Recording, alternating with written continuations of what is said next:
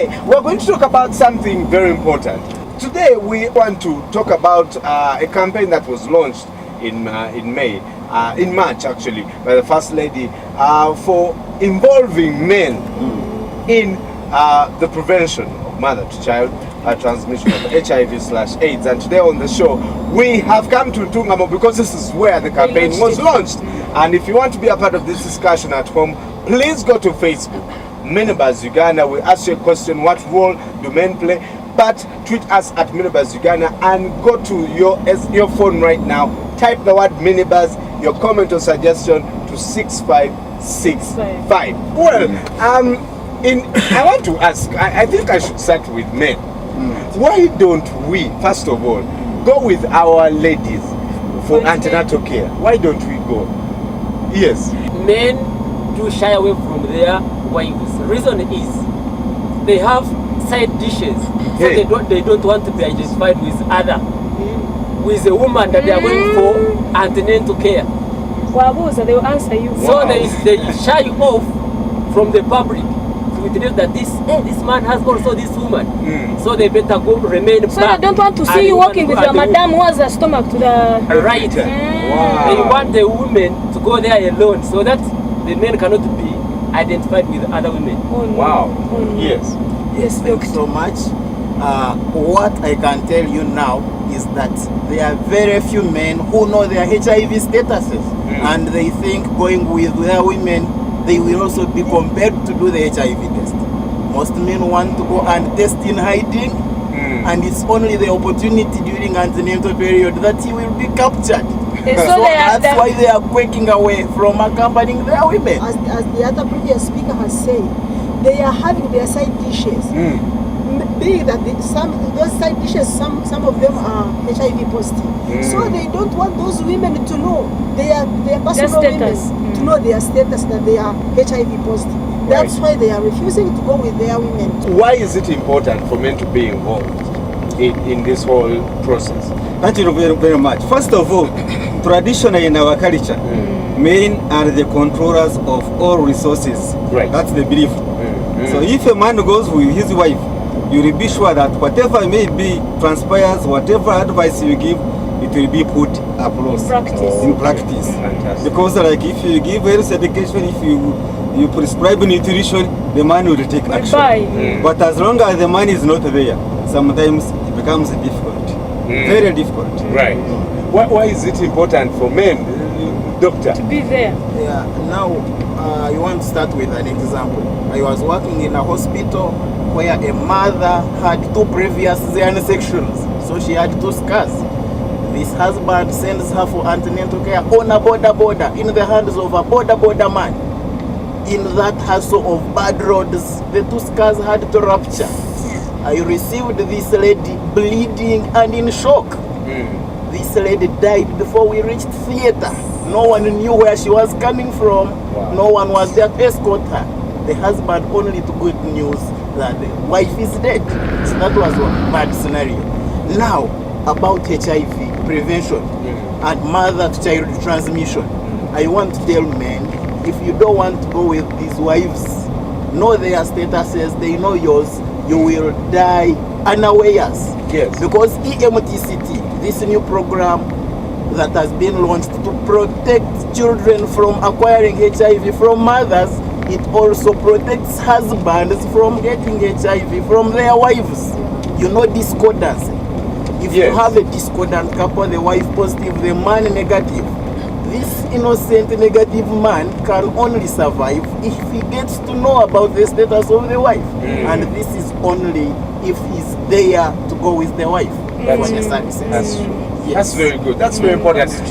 Go to your phone, SMS, type Minibus, and tell us what you think. If you've gone through this, if you're a man and you've gone there with your wife, please tell us how you did it, because we want to encourage as many men to go with their wives to the antenatal, especially when it comes to prevention of mother-to-child transmission of HIV, and because we are doing quite well as a country on the general prevention of HIV. But for this particular thing, what are you doing?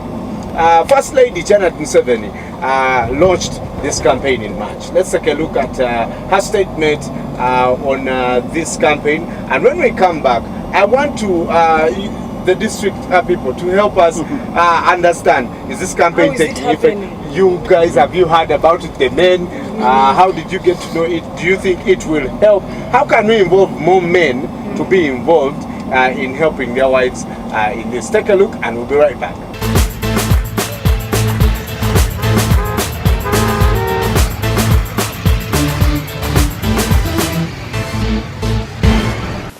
You know, I'm a parent and I am a grandparent.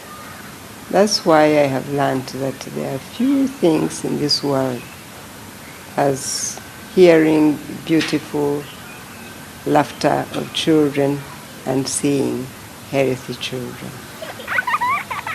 That is why I'm calling upon all parents to give our children a chance at a healthy life. I am Janet Kataham 7. I'm now the champion of the elimination of mother-to-child transmission of HIV in Uganda. And I say, please, let us eliminate mother-to-child transmission of HIV. Parents, go together as a couple for HIV testing. And if you find you're negative, please stay faithful to each other. If you're positive, seek medical assistance. Mothers, please always attend antenatal care 4 times and give birth in a healthy facility to guarantee that your baby will be born HIV-free. Dear fathers, test for HIV with our mothers when they get pregnant, so that we can have an HIV-free generation. Stand out, participate, protect, you can have an HIV-free baby. Have you heard about this campaign? Yeah, I've heard about the campaign, although it mostly focuses on women. This campaign go deeper into men, putting programs at health facilities that can bring up all men and women, and actually those youth who are towards the age of getting married. Right. So that the campaign cuts across. Fantastic. That would be the best way I can chance. How have you made sure that this campaign is spread in Tunga? Okay, we've been having sensitization in the community, and at times even we go to radios, whereby we inform the mothers about the elimination of mother-child. We talk about the side effects of delivering from home, the problems, and then the advantages of delivering from home. So most cases from those health talks, been getting women coming to hospital, especially attending antenatals, and it's a policy now that all women who attend antenatal, they are tested. Right. When so that's probably scary. No, it's not scary. Okay, the men are scared, I think, because of that. Then they are tested, but it's voluntary. But of course, most of them test.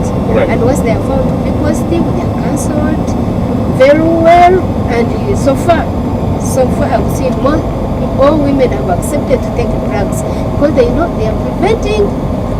Okay. The They are infection, preventing their child getting the infection. So started so many on the drug. First of all, we would like to thank the First Lady for this campaign because it attracted all people of walks of lives. Yes. Because we were able to bring on board everybody at that launch which took place at Itojo Hospital. Yes. By inviting most people in the district, Yes. both political and civic. Yes. And from there, some people actually got the urge to come for the services, and even some of other implementing partners have now come on board. Like recently, we had Rotary Club in Tungambo organizing such a campaigns at lower levels. Right. And that, Right. I think that is an achievement from that campaign. Yes. Yeah. Talking of lower levels, Yeah. what is the campaign doing to make sure that that person who did not attend that workshop at Itojo knows about what we are talking about? Sometimes we get support from Starters West, which is our main implementing pattern in the district. And we use the Uganda Health Marketing Group organize like camps. We organize, they send us a vehicle, a van. We mobilize the communities using our village health teams. You know, in the district, we have so many people trained as VHTs. So they mobilize the communities and we organize camps at what we call 6 tent camps. Yes. And on those camps, we organize services like antenatal, family planning, HIV counseling, safe male circumcision, and all those comprehensive like a mobile services. hospital. Yeah, all those comprehensive services related to HIV are provided at the site. Right. For example, I've been able to move as far as Ruoho in the Lukoni East, which is the farthest actually from Muntungama headquarters. We have moved to Kayonza, Kina, in the Ruai around there. We have moved as far as Wonjera. We have been everywhere. Even in the, is lost. You are new. Together, we go there. And the people already know that the services are available. Fantastic. And the health workers are trained and everything is set. I work in Itojo. We have a clinic, a HIV clinic that works every day. But we've gone ahead to have these services on wards. Even if you come at night, you're admitted on a ward, you will get assist.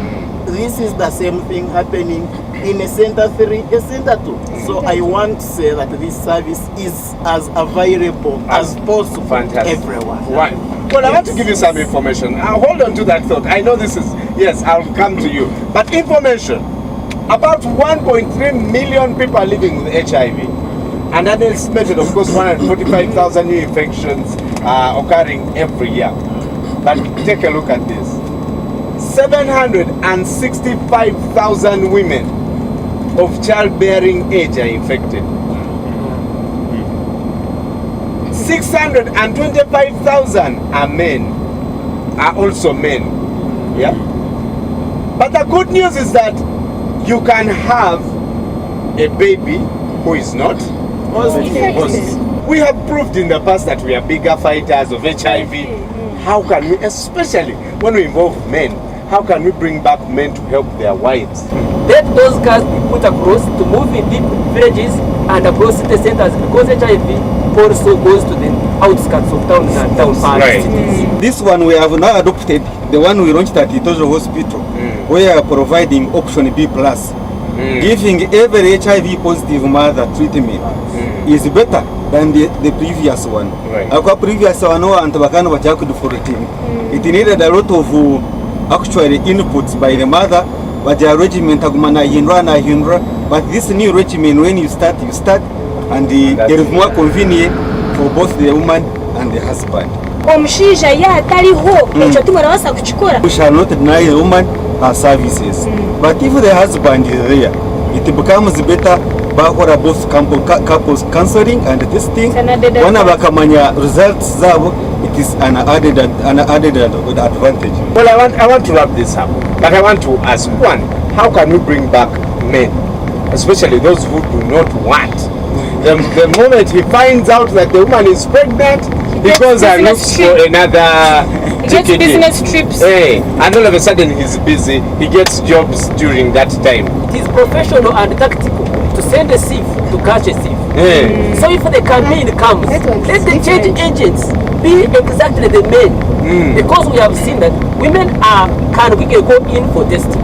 They can quickly adjust all the measures put across, but the men cannot. Yes. So it's better that they look for the agents as men, so that one can change. Another thing is the way to encourage these men attending antenatal. We may use their wives. For me, when I'm attending my antenatals, I always encourage my women. You sweet talk to the husband. Mugambe go, inyisa kari tuzakuza antenatal, mwami no tirebo. Ushoje tugende hamwe. But not this domestic violence somewhere. The man enters as a yes can to some antenatal. Yes. So he will not accept. Let us talk to him. Tomorrow we have to go for antenatal. You see, you have to know how the baby is. You know, The man will also come into the process. But once you say the bylaws, before I go for the bylaws, let us use soft means and see how we can motivate them. Out of, let's say, 2,000, you find there are just like 20 men So now if you say the hospital there are no services, then that one I can't agree. Because there it's an open sea, everybody is allowed, is given the same service, but still men are few. Right. So we need at least to have a policy for men. Yes. Fantastic. Yes. Please close this chapter. There are so many bylaws which have been made but have not been implemented. Yeah, they are not Think about implemented. this latrine coverage in this area. It is still very low. Yet there are the communities who are supposed to use those latrines. So the best way to go is really to go slow, use the behavior change, use the peer educators, use the testimonies, and use all the services available to reinforce each other. Because there is no one way that will solve the problem. It will be a combined effort to make this a success. For more information, just go to kmcc.org.ug and of course visit the website for Ministry of Health. Get more information. Of course, syndicate SMS on your phone to 6565 and get on Facebook, Minibus Uganda. Follow us on Twitter at Minibus Uganda.